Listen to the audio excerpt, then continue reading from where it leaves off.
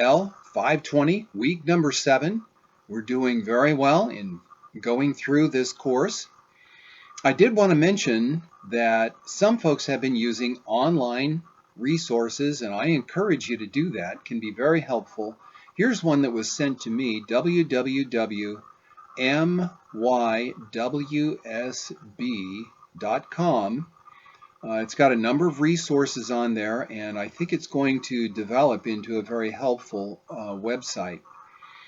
This week you'll be doing chapters 13 and 14. Chapter 13 deals with the call perfect form of the verb. Now you're going to be dealing with the verbs for the rest of your Hebrew life.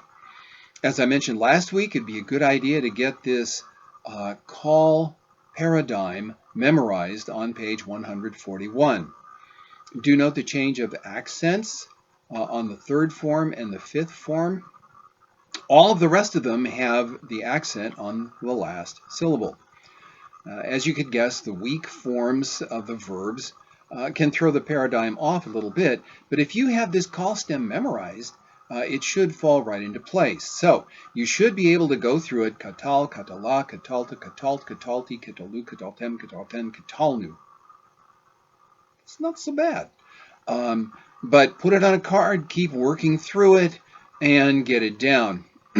On page 149 of your textbook, you have an excellent short discussion of the word translated behold. Remember Charlton Heston when he played Moses and he had these behold moments? They were pretty exciting in the movie. What a great actor. And in this section, you'll actually figure out what the real usage of this word is. Chapter 14 goes into a little bit of depth with the weak verbs. Most languages have divergences in their conjugations, especially in the verbs. Fortunately, even though Hebrew has some divergencies in their verbs, they're pretty regular in the way that they operate.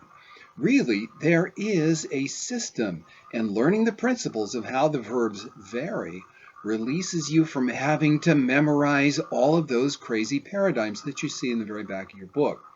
And that's why memorizing the call is pretty important.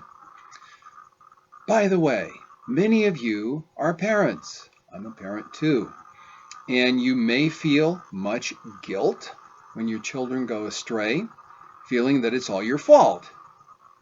Well, it may be your fault. We don't know. And really, it's how everyone reacts. In chapter 14, there's a helpful discussion in Proverbs 22, verse 6.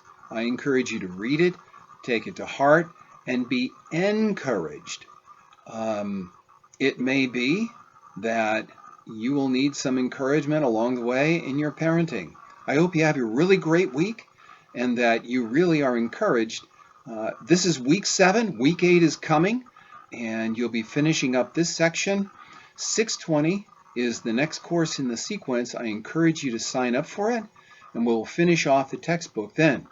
May the Lord bless you this week in your study of His Word, which is really the goal of this course.